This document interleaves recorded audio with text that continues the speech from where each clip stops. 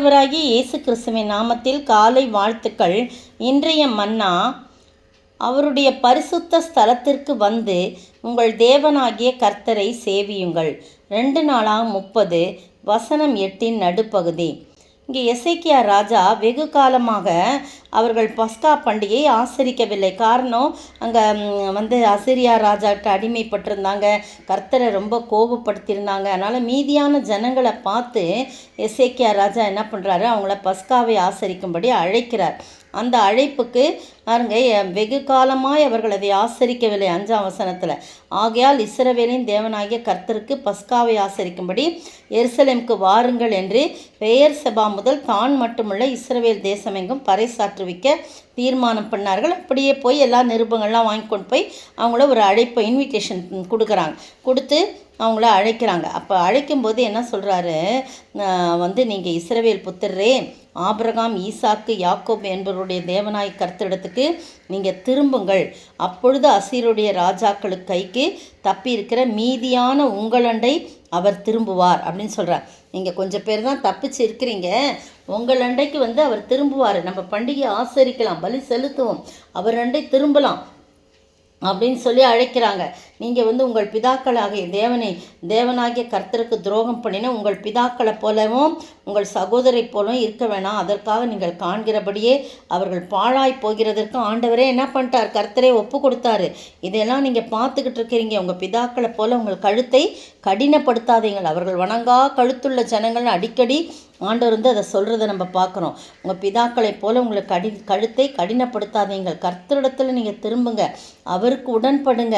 அவர் தான் பரிசுத்தம். அவர் பரிசுத்தம் பண்ணினா அவருடைய பரிசுத்த ஸ்தலத்துக்கு வந்து உங்கள் தேவனாய் கர்த்தரை சேவிங்கள், அவரை பணிந்து கொள்ளுங்கள், அவருக்கு பணிவிடை செய்யுங்கள், அவரையே ஆராதிங்கள் என்றெல்லாம் சொல்லி அதை சொல்கிறார். அப்பொழுது என்ன நடக்குமா, அவருடைய உக்கிரமான கோபம் உங்களை விட்டு திரும்பும் என்று சொல்கிறார். நீங்கள் எவ்வளோ தூரம் போயிருந்தாலும் நீங்கள் அவரை பணிந்து கொண்டால் அவர் உங்கள் மேல் உள்ள கோபத்தை, பயங்கரமான கடும் கோபத்தை உங்களை விட்டு திருப்பான் போட்டிருக்கு. அடுத்தது 9ஆம் வசனம், நீங்கள் கர்த்தரிடத்துக்கு திரும்பினால் உங்கள் சகோதரனும் உங்கள் பிள்ளைகளும் தங்களை சிறைப்பிடித்தவர்களுக்கு முன்பாக இரக்கம் பெறுகிறதற்கும், பார்த்தீங்களா, அவங்களும் இரக்கம் பெறுகிறதற்கும், சிறைப்பிடித்தவர்களுக்கு முன்பாக இரக்கம் பெறுகிறதற்கும் இந்த தேசத்திற்கு திரும்புவதற்கும் அது ஏதுவாகும்.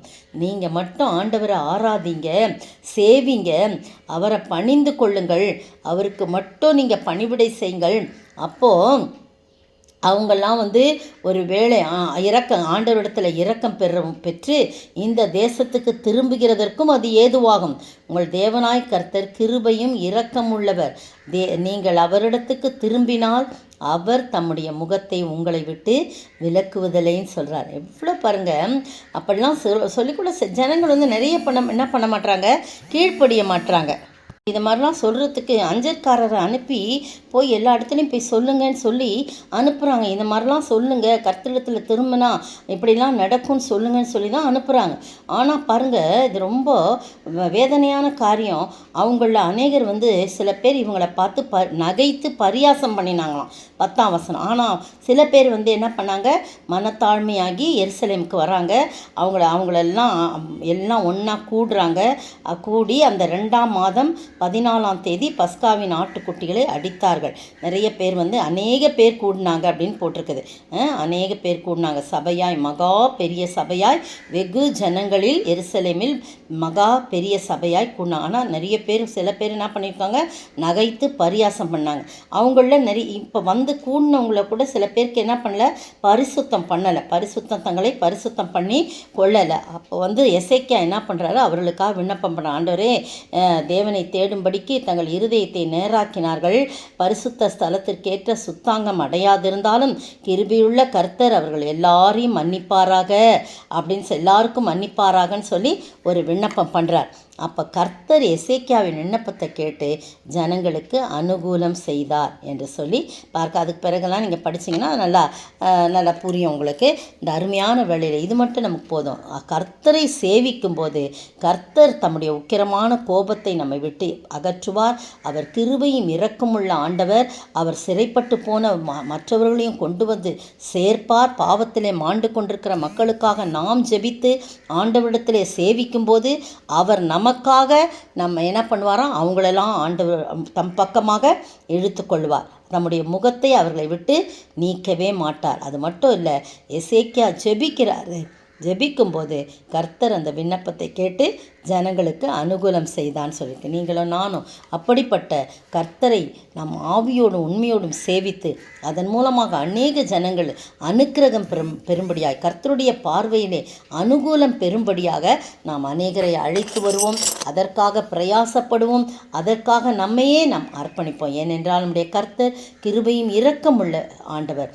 நீங்கள் அவரிடத்துக்கு திரும்பினால் தம்முடைய முகத்தை உங்களை விட்டு விலக்குவதில்லை என்று சொன்ன ஆண்டவர் இன்றைக்கும் தம்முடைய முகத்தை நம்மை விட்டு விலக்காமல் நம் மீது எப்போதும் நோக்கமாய் இருக்க அவரையே சேவித்து பணிவோமா? ஜெபிப்போம். இரக்கமும் உருக்கமும் நீடிய சாந்தமும் கிருபையும் உள்ளவரே, என் ஜீவனை அழிவில் நின்று மீட்டவரே, என் மேய்ப்பரே, உம்மோடு இருப்பதுதான் உள்ளத்தில் வாஞ்சையா, உம்மையை சேவிப்பதே இதயத்தின் ஏக்கமையா. ஏசையா, உம்மைத்தானே என் முன்னே நிறுத்தியுள்ளேன். ஏசையா, உம்மைத்தானே என் முன்னே நிறுத்தியுள்ளேன். ஸ்தோத்திரிக்கிற ஆண்டவரே, இரக்கம் கிருபையும் உள்ள தேவன் ஆண்டவரே, அப்பா, நாங்கள் ஆண்டவரே உண்மையை சேவிப்பது தான் எங்கள் வாஞ்சையாய் இருக்க, உம்முடைய சித்தம் செய்வதுதான் எங்களுடைய நோக்கமாய் இருக்க நீர் உதவி செய்ய வேணுமாய் ஜெபிக்கிறோம். ஆசீர்வதிங்க, காத்துக்கொள்ளுங்க. இயேசுவின் நாமத்தில் பிதாவே, ஆமேன். நேற்றைய பதில், லிபர்த்தீனர் எண்ணப்பட்டவர்களில் ஆலயத்தை சேர்ந்தவர்களிலும் சிரேனே பட்டணத்தாரிலும் அலெக்சந்திரியா பட்டணத்தாரிலும் சிலிசியா நாட்டாரிலும் ஆசியா தேசத்தாரிலும் சிலர் எழும்பி ஸ்தேவானுடனே தர்க்கம் பண்ணினார்கள். அப்போஸ்தலர் 6:9. இன்றைய கேள்வி, யாரை பொறாமையினாலே என்ன செய்தார்கள்? யாரை பொறாமையினாலே என்ன செய்தார்கள்?